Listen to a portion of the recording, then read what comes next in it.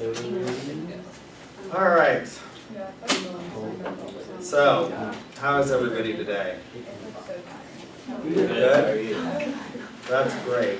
I'm glad everybody's got their, bright-eyed, bushy tail, ready to go, yearning for knowledge. Because we talked about marketing theories last time. We finished talking about marketing theories and the different philosophies that we can use with regard to marketing. Now we have to integrate those with philosophical theories from ethics. And this is the part of the course that I really get excited about and that I really, really like, because I like thinking about these things. And students have a tendency to look at me like, what planet did you just beam down from? Because it's really, really hard, and it doesn't seem to have as much practical application to the real world as those sort of mid-range theories that we see that marketing employs, which is, a marketing philosophy versus a sales philosophy or things like that, which you can see a kind of practical application. But I think if you work through these issues, you begin to see the benefits of understanding sort of these grand or universal or overarching theories. And so it's going to be a struggle, and I recognize that. And I like it. Most students don't like this part of the course, but you can, live through it, I suppose. And at the end, I think it will help you become a better thinker in a lot of different areas, because it really does broaden the mind. When we say the liberal arts, what is it that is liberal about the liberal arts? Why do we call them the liberal arts? So things like sociology, and I oftentimes say, and Dr. Gooch says this a lot, that marketing is the liberal arts of the business college. Why is it the liberal arts of the business college? And what are the liberal arts? Why do we call them the liberal arts? Philosophy is now liberal arts. Is it because they're left-leaning, like Hillary or Bernie? The Iowa caucuses were last night. Who won? Cruz. Yeah, Ted Cruz won. Pulled it out. Did much better than Donald Trump, even though Trump was ahead in the polls. He failed to sell the people in Iowa to get out to the polls and actually go and support him. And so he's, I don't know, going to have to maybe rethink the way he manages his political marketing. It didn't seem the people who actually have the traditional kind of ground game in Iowa are the ones that won. Cruz had visited all 99 counties in Iowa at some point during the campaign and really got people out to the polls. And so he did a much better job at political marketing. But are they liberal like Hillary, or is that not what we mean by liberal? Well, they're called the liberal arts because they liberate your mind. They expand your worldview. And that's why they're called the liberal arts. And philosophy is sort of the foundational discipline from which all else springs, is an important activity. So it allows us to think really critically and clearly about issues that I don't think we think about enough. And I think one of the things that happens in business is we focus on sort of the immediate problem in the near game and maybe not enough on thinking about sort of these broader issues. So I think that philosophy as an activity allows you to really examine some of these issues deeply and critically and think about where we are. And I think businesses that do that, like Tom's, Ben & Jerry's, and engage in social entrepreneurship are things that we might really ought to consider. So philosophy as an activity attempts to answer three great questions. Now, you don't have to use philosophy to answer these questions, but if you don't use it, I think it becomes somewhat problematic. So what are the three questions that philosophy attempts to answer, and why are they important to marketing? Well, the first question is the question of knowledge.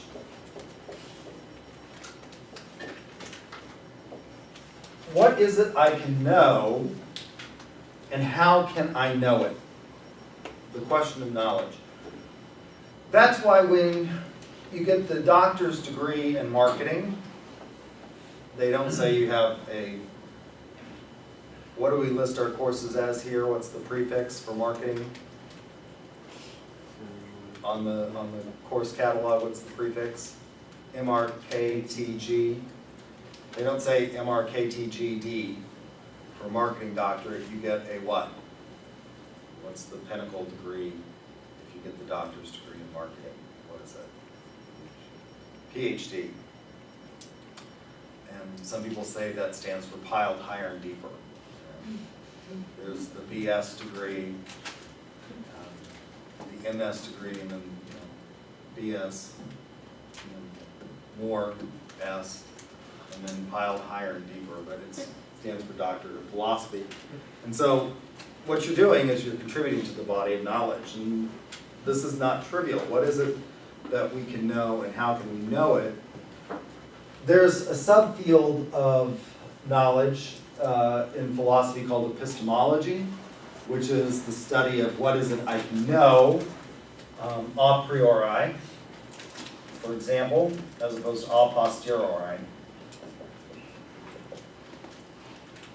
A priori knowledge, is the idea here is that this is knowledge that can be derived from rational thought without reference to experience. We don't need to have any experience to be able to know it. We only have to think it to know it. Now, turns out that this is maybe more difficult than we thought,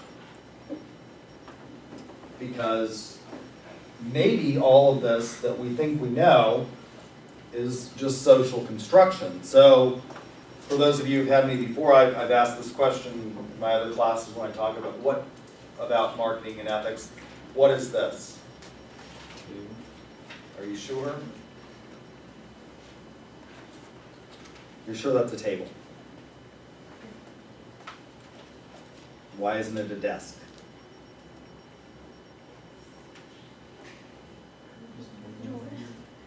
Oh, so all desks have drawers. What is this then?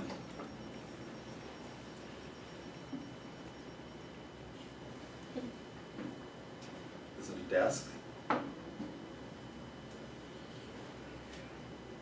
don't know. So all desks have drawers? And no tables have drawers?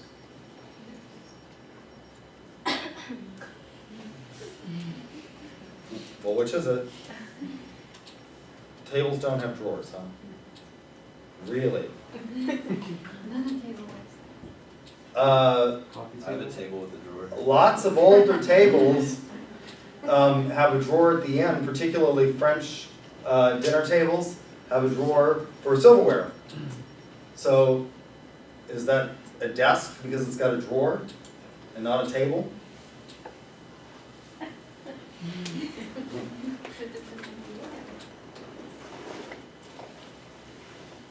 We can't even decide what this is. This may be problematic. It can be both. It could be, how do I know? Is it just based on perception? It's based on perception. Or you, like, people see things a different way. I see a table, you might see a desk, so it's just based on people's perceptions. All right. Usually somebody says it's the use to which you put it, and if that's the case, then this is really a desk, isn't it? Because what you're using it for is what? A classroom desk.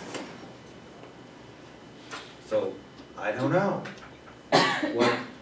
What is it, can we know this absolutely? Well, what can we know absolutely? What holds true for all places at all times? What kinds of things are absolutely true that we can know that don't rely necessarily on context?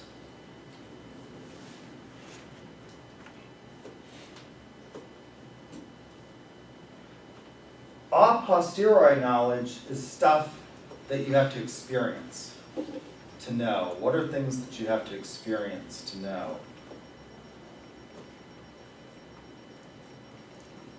What do you have to experience to know? How many of you know how to ride a bike? Everyone in here knows how to ride a bike. I've only met one person in my entire life who didn't know how to ride a bike. She was a really bright woman, but she just had no sense of balance. And we thought she was joking, and we were in Key West, and we tried to get her to ride the motor scooters, and she just fell right over. When you first learned to ride a bicycle as a kid, what happened? You fell down? How many of you had training wheels? I didn't have, my parents were cruel. They thought training wheels were, if you fall down, you'll learn faster. It encourages you to figure this out. So you have to kind of experience it, right? It's about physically feeling how to maintain balance and, to get the speed so that you don't fall over. And so it's something that you have to experience to learn. But is there knowledge that we don't need to experience? Well, what about geometric proofs? A squared plus b squared equals c squared, the Pythagorean theorem. Now, if you have the Pythagorean theorem and you have a right angled triangle, and one side is 3 and the other side is 4, well, we can figure out a priori in the mind's eye that the third side has to be 5. How did Pythagoras figure this out? Did he go around measuring right angled triangles in the dirt? In ancient Greek? No. You can see it with the mind's eye, and this is something that's true in all places at all times, right? I would suggest to you that probably if you are riding your bicycle on the moon, it may be a different experience than riding your bicycle on Earth, because gravitational force is different. Lack of atmosphere. You're going to have to wear this big heavy suit. We haven't figured out how to make a really lightweight bodysuit. So that's dependent upon context. Now, the reason this is important is, what is it that I can really know in terms of ethics? How can I answer these sort of great questions? And what does it mean? And can we apply things to all places at all times? So the question of knowledge is important. That relates to the question of conduct, which we call moral philosophy. And then the third question is the question of governance. Now, you don't have to use philosophy to answer these questions. There are 3 ways that you can answer these questions, and philosophy, I would submit, is probably the best way. And so one of the questions that often is asked is, did the Greeks invent philosophy? And if so, why did it occur about 2,500 years ago at this place, and the maybe 3 greatest minds of the Western intellectual tradition all popped up in Athens? And so how else can you answer these questions? And I think this is important from a historical perspective to sort of understand the way you can answer these questions, and obviously it plays a role in sort of everything else that follows from the way we answer these questions. So you can answer these questions using philosophy, but lots of societies have not answered these questions using philosophy. They've used a mythology to answer these questions, a mythos, what we might call a not true religion. Or you can answer it using religion, right? For people who believe in Christianity, you answer these questions by, appealing to the divine entity or the divine maker. What's problematic with either using a mythology or religion? So the ways you can answer these questions are by using a religion, using a mythology, or by using philosophy. What would be problematic with using religion to answer these questions? What is the meaning of life? From time to time, when I was married, my spouse would regale me with this question: what is the ultimate meaning of it all? I would respond with, well, Now, with regard to those kinds of questions, madam, don't ask me, I just work here. Because those kinds of questions generally led to vigorous arguments, so I try to avoid them. But what's wrong with, answering these questions by using a mythology or religion? Which one are we going to choose? And then, even if we choose one, whose interpretation are we going to choose? One of the things that we're going to debate in the political marketplace, and I teach a course called Political Marketing from time to time, is which way should we organize our society? And a lot of the conservatives say, well, we're a Christian nation, we're founded on Christian principles, and we should respect that. We should have this acknowledgement of religion. Well, there are lots of interpretations. The Catholic Bible is a little different than the New International Version, or the Protestant Bible, or the King James Version, which may be the only good document that ever came out of a committee is the King James Version of the Bible. I don't know. I think one of the things that happens, and one of the reasons that maybe philosophy developed with the Greeks at the time, there are a number of theories that are kind of interesting as to why philosophy developed there.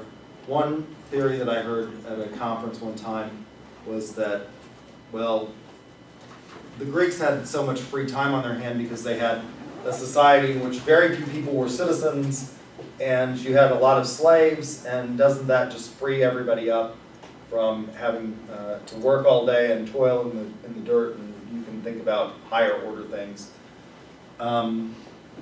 There have been societies that have been far more, based on slavery. The American South, before the Civil War, was far more dependent on slavery. The Greeks actually started limiting slavery because they knew it was having an effect on their economy. Another theory is that, well, isn't this just the ideal setting? There's lots of sunshine in ancient Greece. Well, lots of sunshine. More sunshine than ancient Egypt. No philosophy in ancient Egypt, but plenty of sun. The sun shines in most places, so I don't think that that's going to answer the question. I think it's because the Greeks didn't have a really satisfactory mythology to answer these questions. And so you weren't turning to the gods. The Greeks had this religion, but you weren't turning to the gods to answer these ultimate questions. These were sort of, messy characters. Now, you didn't want to upset them, but for example, the Greeks, who was the king of the gods in the Greek mythology, for those of you who remember from your humanities course? Who was the king of the Greek pantheon? It was Zeus. And how did Zeus become, the head god? He killed his father, who was the older god, right? So you've got these gods coming down and interfering with man. So they weren't really satisfactory in terms of answering these questions of ultimate meaning. And so I think that's one of the reasons that you get maybe Western philosophy developing at that place at that time. And these questions obviously are interrelated. They're not silos. So the question of knowledge, what is it I can know and how can I know it, is going to affect our question of conduct. What is it? Is it moral for us to market? What is it ethical for us to sell? Should we just use the law as a moral minimum? I don't know. And obviously the question of governance. When we talk about environmental scanning in marketing, one of the things that we look at is the regulatory environment in which we are marketing. And so these questions are interrelated, and they are, I think, really, really important. Now, the first maybe fully worked out philosophy begins with the Platonic dialogues. And in particular, and the reason it's a fully worked out is we get a system of knowledge, and we get a system of conduct and a system of governance in Republic, which was by Plato. And if you want to read a great work of philosophy that's kind of easy to read, Republic is probably the one that you want to start with. And the reason that Republic is nice is because it's written as a dialogue. It's a dialectic. Who's the main character in Republic? It's Socrates, right? How do we know about Socrates? Did he write anything down? He didn't. He didn't write anything down.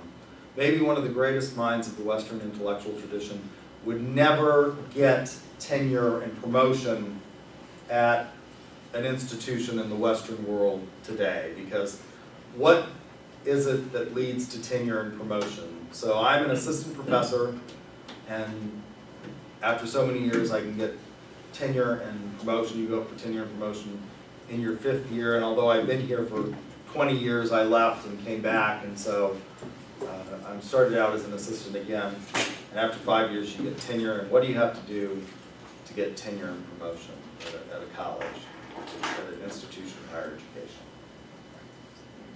You have to do research, right? You have to write articles, and here's this guy who never wrote anything down. He just walked around Athens accosting people and asking really difficult questions. And we know about him from his most famous student, which is Plato, who wrote what Socrates said down.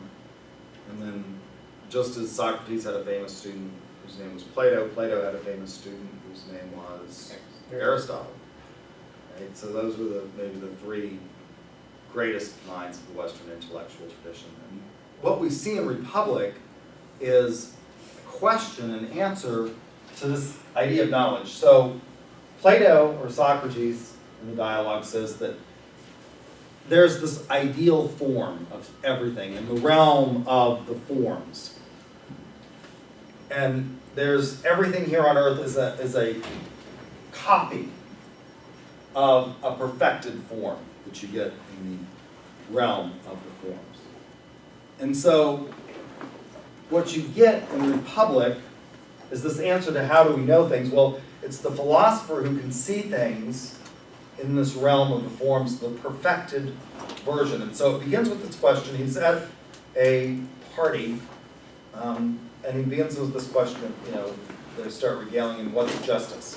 What is justice? And that's the question I asked you, and how does justice relate to marketing? And so what you get is, in the allegory of the cave, this idea, and it's one of the best worked allegories in all of history, I think, and it's well worth reading. But basically, and the first time I heard this, and the first time I read it, and the first time I struggled with Republic, I thought, God, that's a dumb story. But then you start thinking about it. So what happens in this realm of the cave? Anybody know the allegory of the cave? Yeah. There are people who are in the cave who are only shown objects that are projected in front of them. Yeah. Told what those objects are, and then one of them is freed and then sees the objects in the real world, can't reconcile them, and he goes back. Yeah, so what happens is you get these people that grow up in a cave. It's a completely unrealistic thing, right? So you've got this cave, and over here is a wall, and there's a light source over here, and you've got these people that can only see, they're positioned in such a way as they can only see in front of them. And people behind here, walk in front of the light source or put objects in front of the light source. And so these prisoners in the cave begin to think that those projections on the wall are reality. And they're not. What are they? They're shadows. They're illusions of reality. And so if one of them gets free and has to see the light, well, it will hurt his eyes. But then if he emerges from the cave after going past the light source, he'll come out and realize that everything that he knew back in the cave is really what? It's really an illusion. Now, the reason I think that this is an interesting story is, first of all, Socrates and Plato tell us how we find the perfected truth, and it's this idea of what you get as the philosopher king. It also sets up for us the beginnings or the foundations of an opposite form of economic system to the one we have. You can find ethos of communism in republic, because what you get is you get this idea of the philosopher king, the person who can actually see things for what they really are. Now, the reason I think that this is important for us as marketers to think about deeply in this idea of the alternative is I think a lot of times we engage in what I might call our own functional fictions. Those things that sort of help us get through the day and allow us to, to cope, but maybe are not necessarily the ultimate in reality. We're maybe misled a lot of times by our own lack of perception and our own lack of thinking about things really clearly. And I can give you an example of how you can be fooled by your senses. How many of you have flown on an airplane? Almost everybody has flown on an airplane. How many of you experienced turbulence on the airplane? All right? So, low-level turbulence near the ground is caused by what? What's low-level turbulence caused by?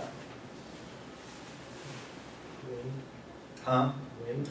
It can be caused by winds, changes in wind direction and things like that. It can also be caused by the uneven heating of the earth and various pockets. So warm air is what?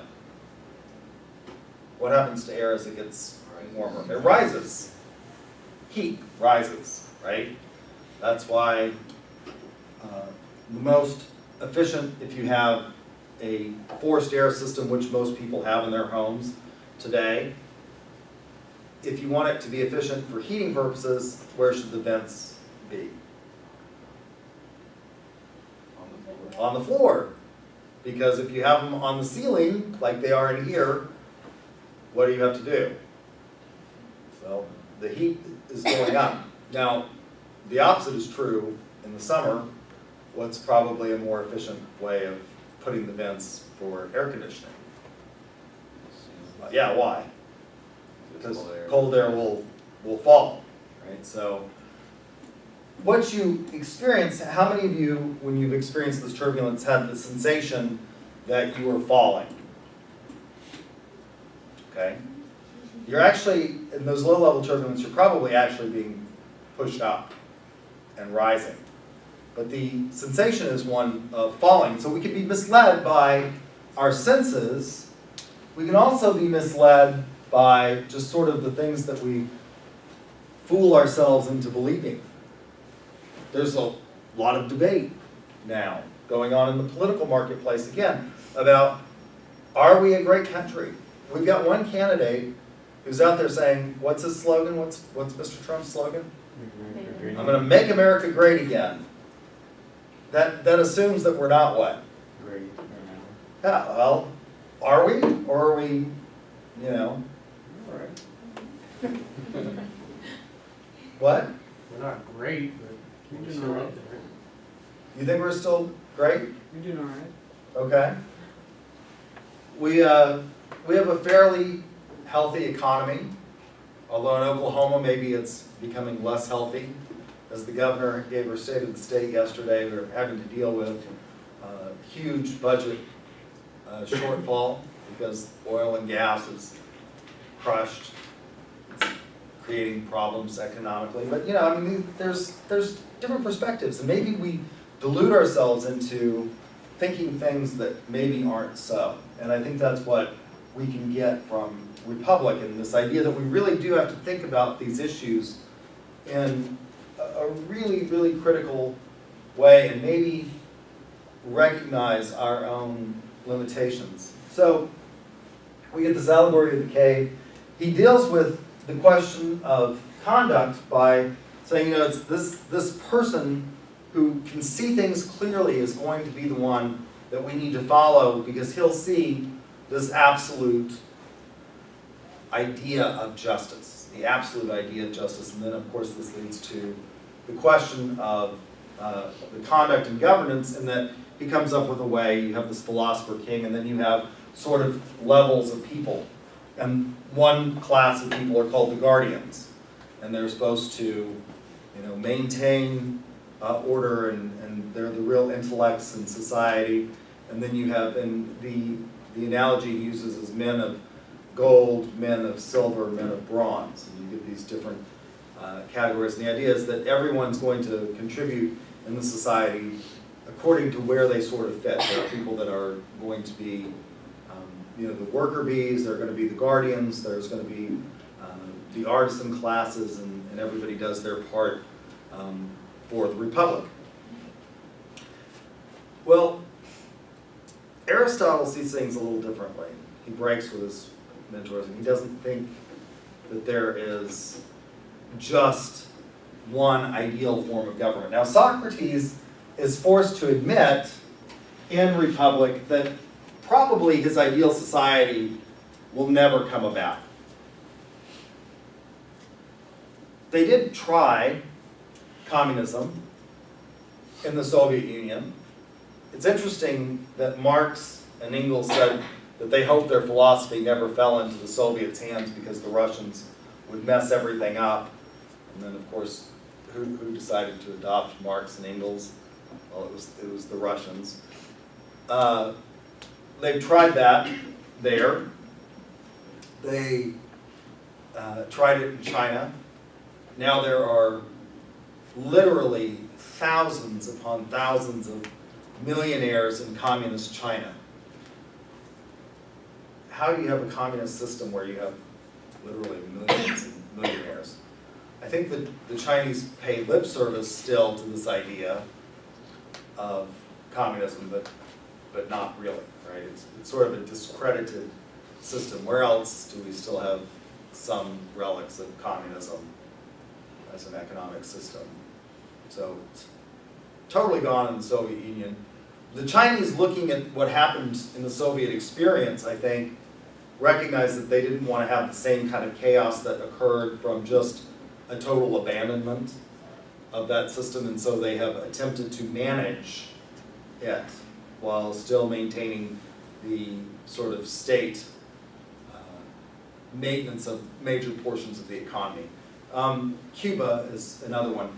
One of the things that's interesting about the Cuban thing from a business and marketing perspective is, what do you think will happen now that we have reinstituted relations and normalized or more normalized relations with Cuba?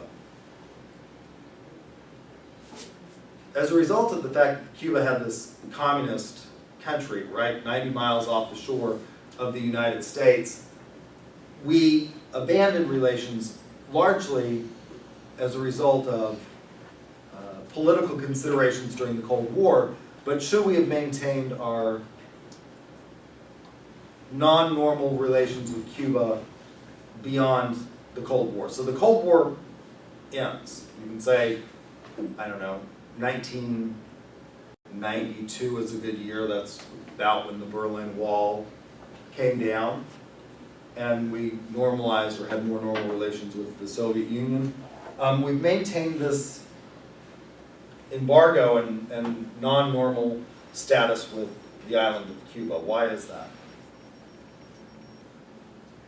So who's the Cuban leader? The revolutionary leader? Castro. Yeah, his name was Fidel Castro, and he's now, most of it's been taken over by his brother Raul Castro. So he's this revolutionary leader, and before Castro comes to power, he's a freedom fighter, and there was a guy named Batista in office. And a lot of the people that had land and were doctors and lawyers and that kind of business people in Cuba under the Batista regime, when Castro comes to power and they lose everything, where did they migrate to? Where did they move to? The United States, and particularly where? Florida. And so Florida is a key electoral state, and they have really pushed, that population has really pushed to maintain the embargo against communist Cuba, which we've now had normalization of the relations, but we're gonna have acts of Congress that will allow for more trade relations and things like that with Cuba. What do you think will happen to Cuba as it begins to normalize and Fidel is older and dying and they start to have more imports and things like that from the United States? What do you think will happen? More of a democracy. Yeah, a lot of economists would argue that what you have to have in order to develop is that you go through these stages, and what will happen is as you gain a larger and larger percentage of the middle class, what happens with those people is they start pressing for what? They start pressing for more money, but also more rights. And so as you have an expansion of a middle class, those people start, once they gain economic power, they start wanting what? More political power. And that's one of the things that you've sort of seen in communist China, is there's been this push towards increasing the rights of citizens and not just having a one-party state. So far the Chinese have resisted it, but I think a lot of developmental economists would say that that's inevitable, that they'll push for greater and greater access to rights. And so you see in Aristotle this idea that there isn't just this one system. So in Republic you can get this idea, or you can find evidence of this idea of communism there. And Aristotle says, well, maybe there isn't just one form of government or ideology that's right for all places and all times. Now, Aristotle is much more difficult to read. He has two great works on ethics. One is the Nicomachean Ethics.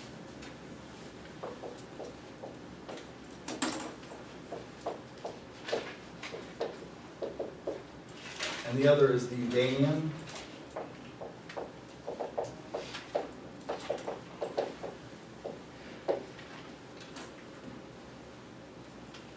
And most scholars in philosophy think that the Nicomachean Ethics came after, and the Eudamian Ethics was sort of a earlier version of it.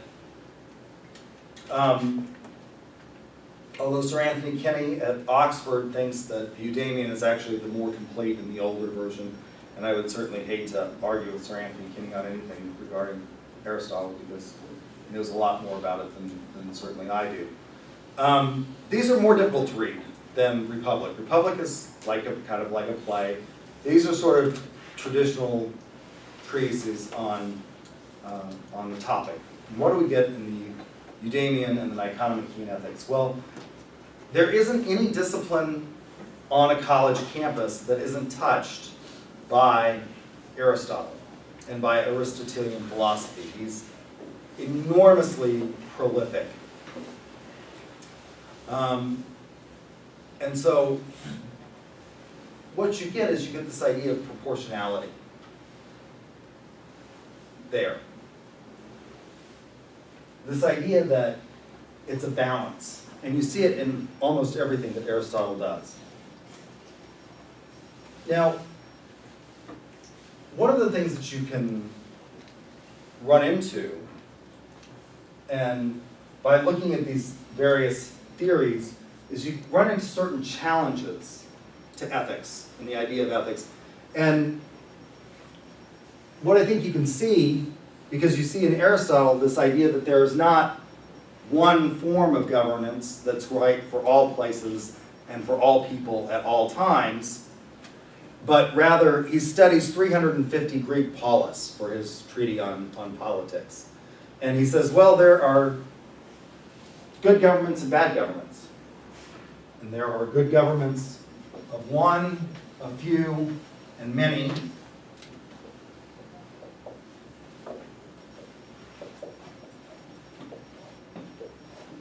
Good, bad.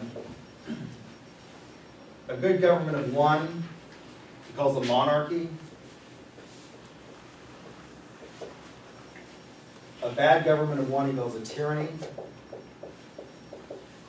A good government of a few, he calls an aristocracy. A bad government of a few, he calls an oligarchy. good government of many he calls what? Uh, Yes. He says that's the worst form. Democracy is mob rule.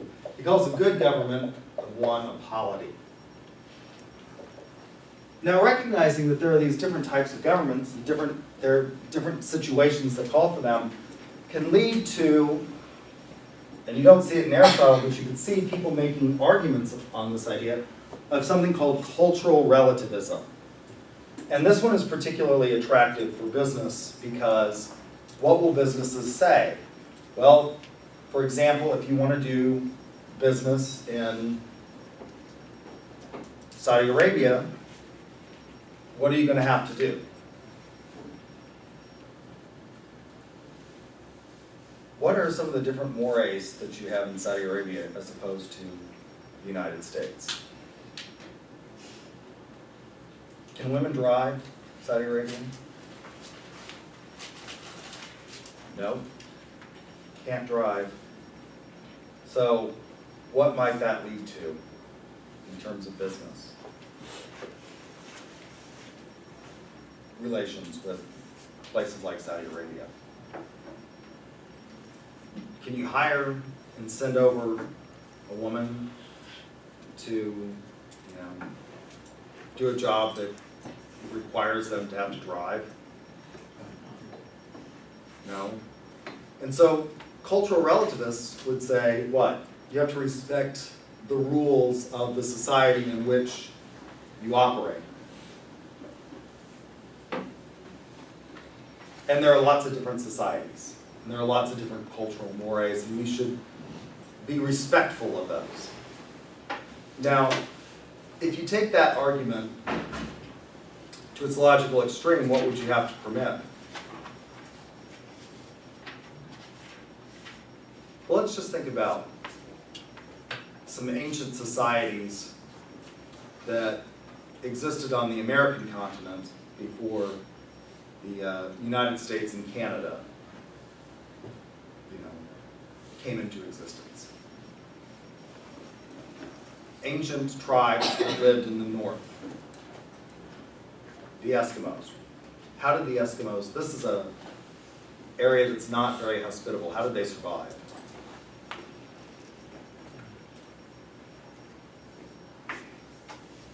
Could you grow lots of crops in the northern tundra? You what? They were not cannibals. You said extreme. They eat whales and seals. Yeah, so in order to do that, you have to, and caribou, right? So what do you have to do? Those are hunter-gatherer tribes. Well, you got to be able to move and go. And so when people got old, if they couldn't keep up, they were left behind. See you, Grandma. We're much more civilized now, right? What do we do with our elderly? Yeah, we really respect them, and we put them away in these places that are just wonderful examples of how we should treat people. And there's a lot of nursing home abuse. In fact, you see lots of advertisements on television every day, right? For if you've got a loved one that's been in a nursing home that's been abused. If you take cultural relativism to its extreme, what you would get is you would say, well, we couldn't ever say that Nazi Germany was bad, or that the genocide in places like Rwanda are a priori bad, and we shouldn't engage in them. As a result, we have something called the Foreign Practices Act in the United States, and a lot of businesses say this impacts their ability to do business in places where perhaps things like bribery are expected. It's expected that if you want to do business in certain locations, particularly in third world nations, you might have to engage in bribery, and our country says you shouldn't do that, and they say, well, that puts us at a disadvantage with countries that don't necessarily say that you should not engage in those kinds of practices. What's another challenge to philosophical ethics that you can see coming out of the debate? Well, the first, and it's called subjectivism. And you see this in modern political or postmodern political thought as a challenge to maybe the Platonic idea of justice. So if we take the history of thought, when do we say modernity begins? When does modernity begin? Anybody want to guess? When we say something's modern, what do we mean?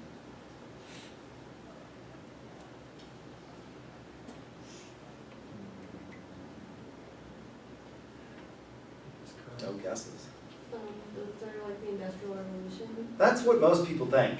That's a good guess. That it starts at the Industrial Revolution, that's the beginning of modernity. So what would be, we now say that we're in a postmodern, and I can tell you all that you all are products of a postmodern age. So when does postmodernity begin? Modernity, actually, most historians would say that modernity begins in the Quattrocento, in the Renaissance, and it begins with the thinking of Niccolò Bernardo de Machiavelli in a book called The Prince, which almost everybody has read. Lots of business people have read The Prince, and they take something from that. And we'll talk about what you can get from The Prince in a minute. But postmodernity begins with the writings of Friedrich Nietzsche. And what is Nietzsche's most famous phrase? Nietzsche himself is technically not a subjectivist, but you can certainly see how he would lend himself in his philosophy to the idea of subjectivism. What is Nietzsche's most famous phrase? Anybody know? In a book called Thus Spoke Zarathustra.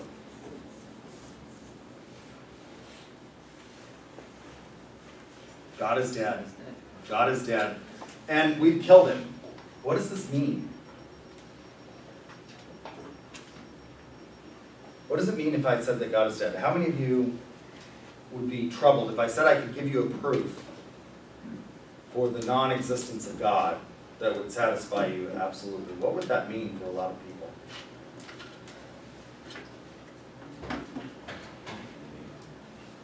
What would it mean to you? Overwhelmingly, Oklahomans identify as Christian. Would that be upsetting to a lot of people? Do you think, I have a colleague who argues that people would behave exactly today or tomorrow as they would behave before if they found out, if they had a proof that God didn't exist, that they would continue to behave exactly the same. Do you think that's true?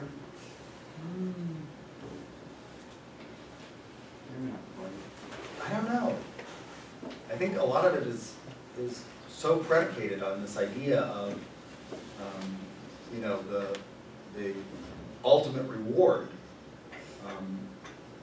And so I'm not sure that that's true, but Nietzsche says God is dead and we've killed him. And this starts the wheels of doubt going and can lead to subjectivism. This idea that there are no universal truths, that this idea that Socrates comes up with and Plato come up with in the Republic, that there is this ideal form of everything. You start the wheels of doubt spinning, and it can seem that there are no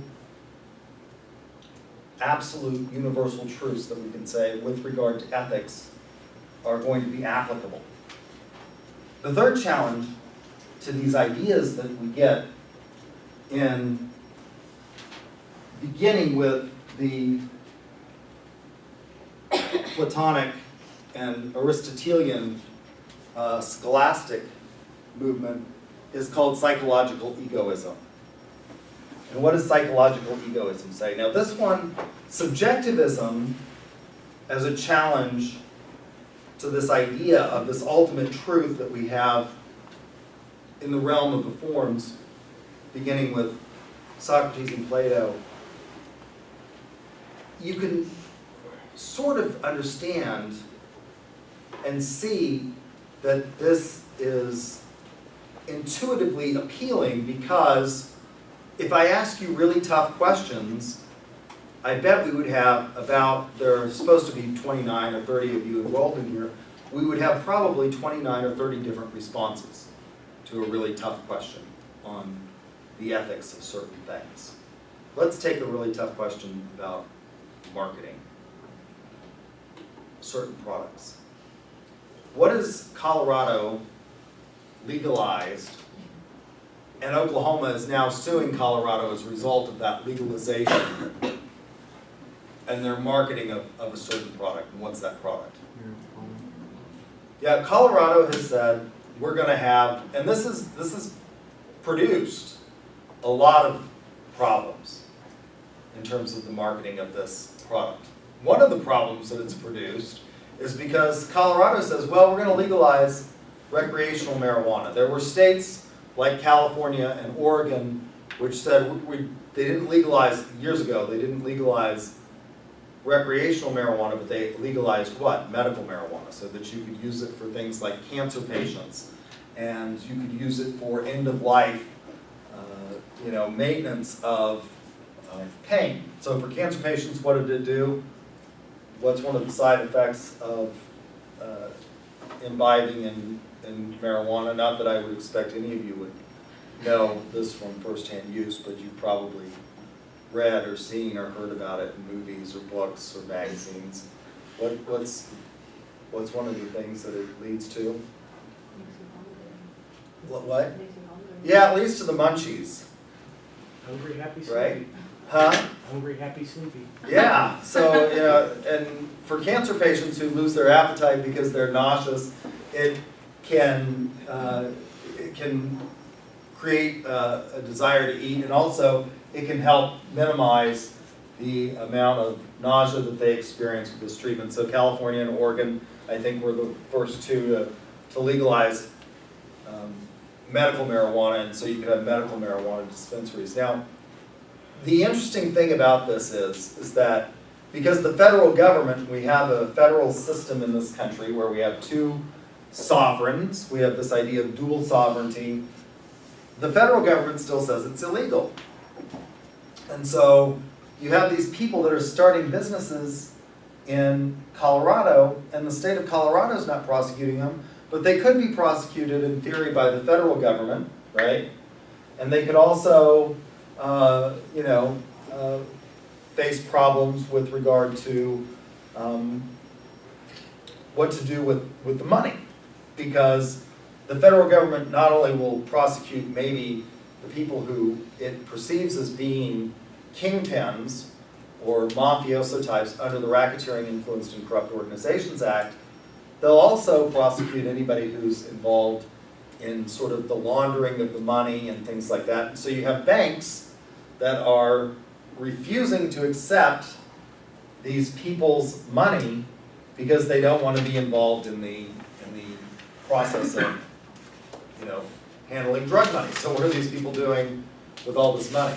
Have any of you watched any of these specials that have come on 60 Minutes about the drug trade in Colorado? They've got these, it's an all cash business for the most part. And they're having to find ways of dealing with this voluminous amounts of cash that they've got, because what are you a target for if you have tons and tons of cash and it's not in the bank? Theft. And so they're having to deal with this problem of theft and what to do and where can you put this. So you've got all this money and the banks don't want to touch it because they're afraid that they might face racketeering charges or something like that. The civil forfeiture laws under the United States Code allow for the confiscation of that kind of money, and so they're not dealing with it. What are you going to do with all this stuff? Now, I would be willing to bet that if I asked you this question, what should we do? Should we legalize the marketing of marijuana? How many of you say yes?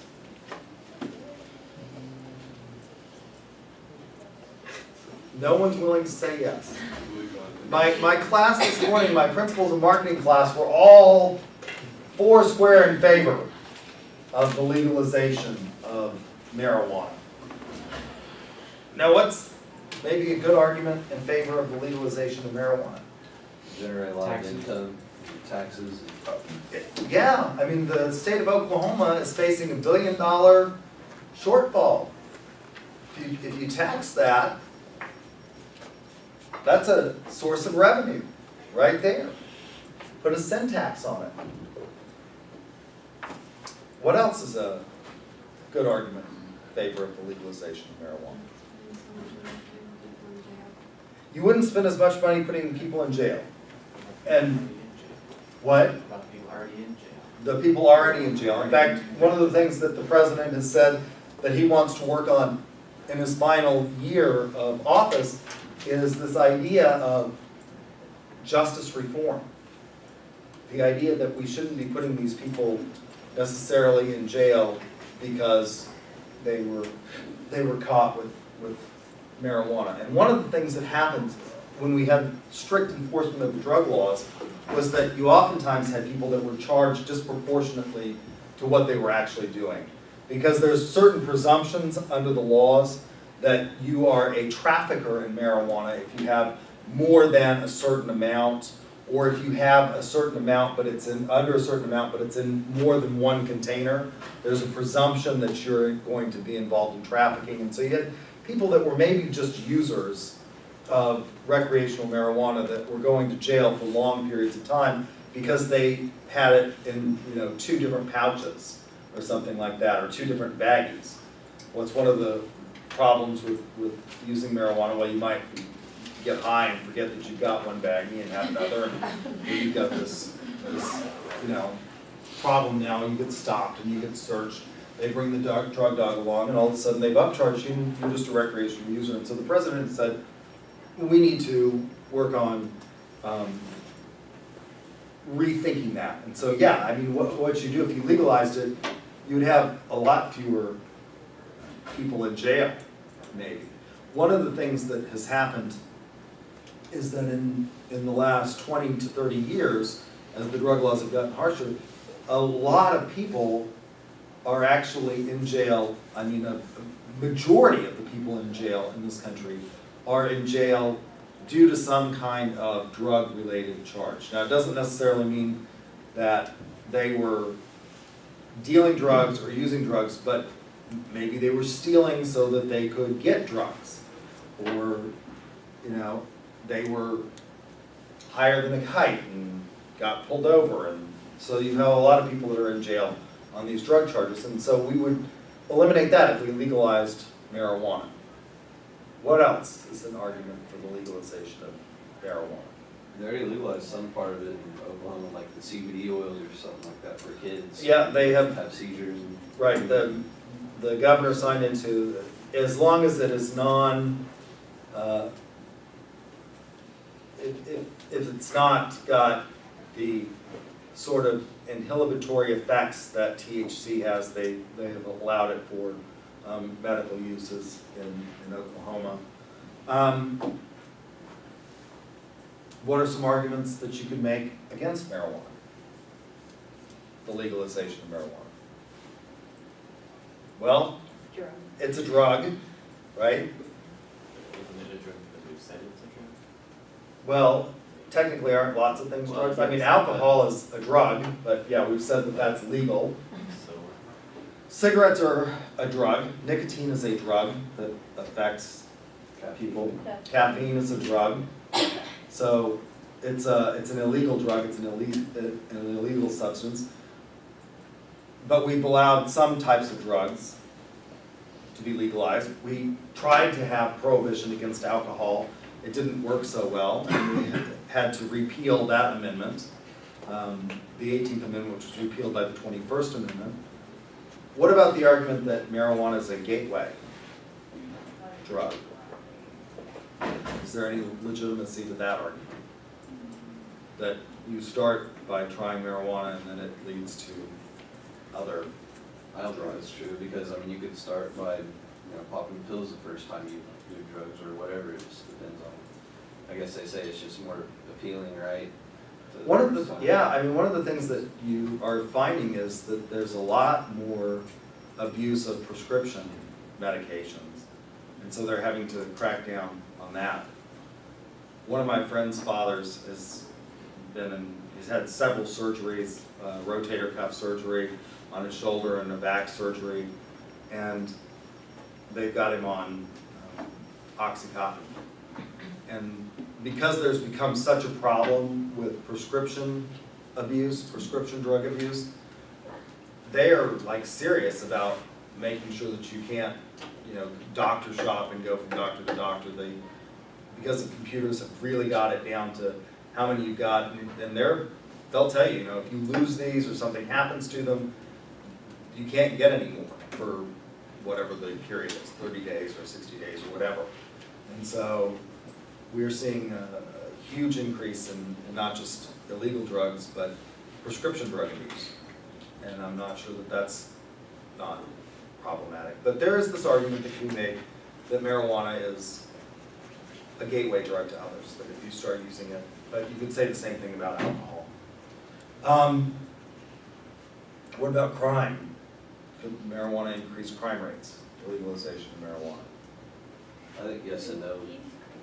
Do you think it would decrease? Because you have all these people who right now are illegally selling it, and so maybe once they legalize it, they would go to these dispensaries to actually sell it and do it legally Okay. instead of coming to. There was always these things in the news though about these dispensaries getting broken into.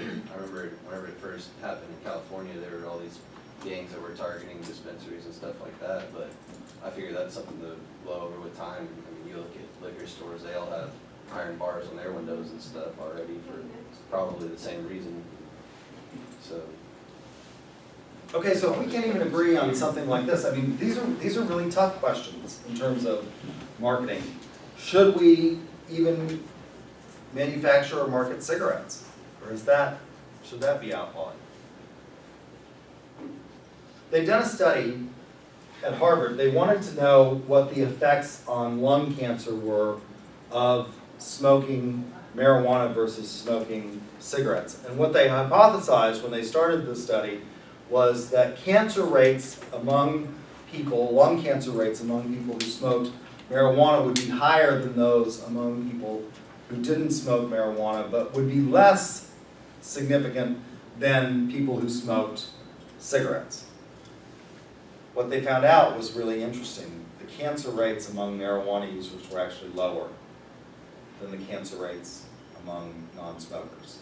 I think that could change too though as it becomes more legalized and stuff like that, because it's a lot more controlled and they're putting a lot more fertilizers, nutrients and stuff in it now, and it's going to lead to chemicals and preservatives. I could just see it getting exactly like the tobacco industry. Right, where they have a lot of stuff that they've added to it. Yeah. And they have, and if you go into one of the things that they had on 60 Minutes when I was watching the special on the marijuana producers, they've got various different strains of it. They have different names for different varieties and and they've got some crazy names depending on what they say the effect of the particular marijuana that you're buying is going to be. And so yeah, I think that's true. It was a very small study, and so it's one of those things where you probably have to have replication studies to actually prove that. But what about tobacco? Should we outlaw tobacco? We know, and we fought a lawsuit in Oklahoma over the tobacco issue, and we sued the tobacco manufacturers for the costs of the health care that we incurred as a result of smokers dying and being cared for on Medicaid and Medicare. So should we outlaw? I mean, we've had this lawsuit, we've made billions of dollars in Oklahoma, and should we outlaw tobacco use? Because it's obviously far more dangerous maybe than marijuana in terms of the physical effects of cancer rates, heart disease, and all sorts of other things. How many of you have seen a movie called Thank You for Smoking? They actually, it's fairly, I mean, it's a fictionalization, but it's kind of accurate as to what was going on with the tobacco industry, that they were actually doing studies trying to prove that there were no hard and fast links between tobacco use and lung cancer and all these other things and heart disease. And we know now that not only are there lots of links between tobacco and lung cancer and heart rates and heart disease, but there's also links between what? What other kinds of cancers are caused by smoking that are increased? There are increases in breast cancer in men that smoke. There's an increase in prostate cancer occurrences. There's an increase in, all kinds of different cancers that you get from smoking, gum disease, things like that. So, should we outlaw cigarettes? I think it would help with as far as, so if we could figure out a way to control it and help with the medical costs and stuff like that. Because they already deny or don't deny health care coverage, but make it more expensive for people that smoke cigarettes. So I don't know if they could deny those benefits that some people get that don't smoke. That's, I feel like it'd be too much to ask to actually completely outlaw it, but should you I'm have, not saying it'd be fair to do that either. can you have discrimination against smokers? I would go with 2-1. I don't think so, but as far as health costs go and everything, it's proven There's that.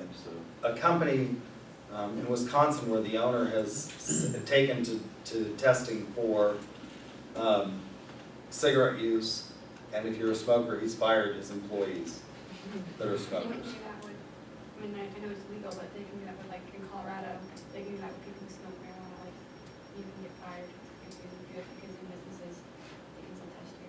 Right? They Yeah, can drug drug test, or if you have your card or whatever, you can, I remember watching a story about that, some like high-ranking businesswoman lost her job because she got a medical card or something.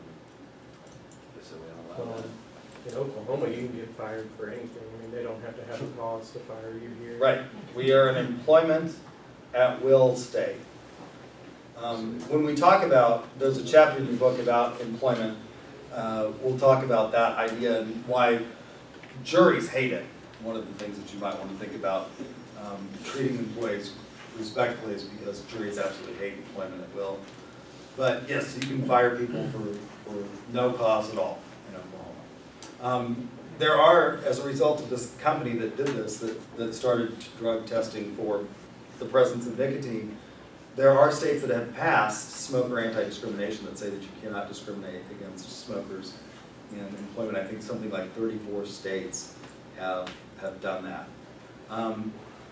So what about maybe not discriminating against smokers, but at one point in time, and I think Chesapeake may be in violation, I don't know if they still do this, but one of my friends was in HR there, and he said that they don't discriminate. It's not that they won't hire smokers, but if you tell them that you smoke, you pay more for your health insurance than non-smokers. They charge you more for your health insurance, based on the idea that what? You're gonna get lung cancer. Well, it's also affecting the risk and the overall health of the pool. So when you go out and you bid health insurance quotes for a year for a big company, right? That's an important benefit that most companies offer. The number that your company will get in terms of the cost per employee for health insurance benefits is oftentimes based on the overall, in the past year, how healthy the company was. And so the company that I worked for, we had a lot of health issues in the company, and we weren't a very large company. And so we always got slammed every year with a big increase in health insurance premiums year over year because we had so many claims. And so if you have fewer claims, the smokers have more claims for a lot of different things. It's not just healthcare that they impact. What else is it that smokers suffer from more? They have more sick days because of what? Upper respiratory infections and things like that. So they're going to the doctor more frequently, so it costs more. So is it okay to charge smokers more on their premiums? That's a form of discrimination, isn't it?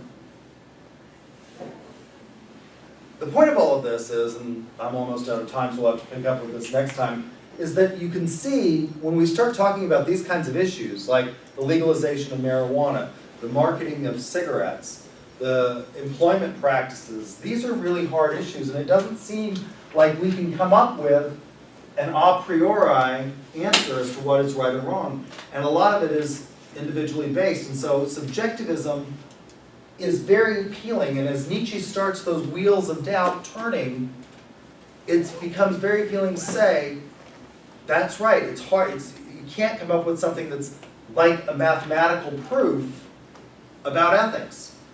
So we'll pick up with that on Thursday. Then we'll talk about modern ethical theory. I need to finish also, oh, I forgot to pass the roll. Oh, too late. We'll talk about modern ethical theory, and then we'll probably move into chapter 3 on corporate social responsibility next week. All right?